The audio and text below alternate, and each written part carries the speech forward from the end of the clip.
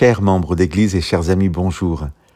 Dans l'émission 360, nous avons parlé de la vision du chapitre 3 de Zacharie et de la parabole du chapitre 22 de Matthieu, où le vêtement donné soit par l'ange du Seigneur, soit par le roi, représente la grâce de Dieu.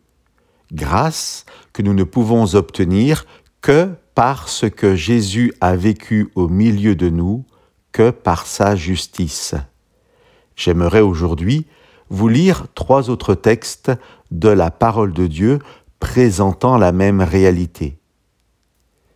Le verset 10 du chapitre 61 du livre du prophète Ésaïe.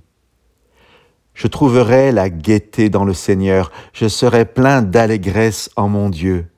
Car il m'a revêtu des vêtements du salut, il m'a couvert du manteau de la justice, comme le marié tel un prêtre se coiffe d'une parure splendide, comme la mariée s'orne de ses atours. » Les versets 7 et 8 du chapitre 19 du livre de l'Apocalypse.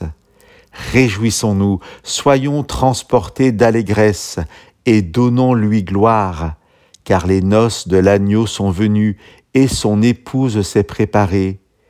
Il lui a été donné d'être vêtu de fin lin, resplendissant et pur. Le fin lin, c'est la justice des saints. Chers amis, aspirons-nous à une vie nouvelle avec Dieu, avec Jésus-Christ ? L'Esprit de Dieu nous invite-t-il à marcher sous sa direction et à délaisser une vie loin de lui? Les 2 textes que nous venons de lire parlent de gaieté et d'allégresse. Voudrions-nous partager pleinement cette joie qui vient de la présence de Jésus dans nos vies? Si la réponse à ces questions est oui, Seigneur, je le veux, je vous invite à laisser la puissance de l'Esprit de Dieu agir dans la vie de chacun, et qu'il puisse réaliser avec notre consentement ces paroles que l'apôtre Paul écrit au verset 22 à 24 du chapitre 4 de sa lettre aux Éphésiens. Si oui, vous devez laisser votre vie d'autrefois. Avant, vous étiez plein de désirs trompeurs qui vous détruisaient. Eh bien, ce que vous étiez avant, il faut vous en débarrasser comme d'un vieux vêtement. Comprenez les choses d'une façon nouvelle, selon l'Esprit de Dieu.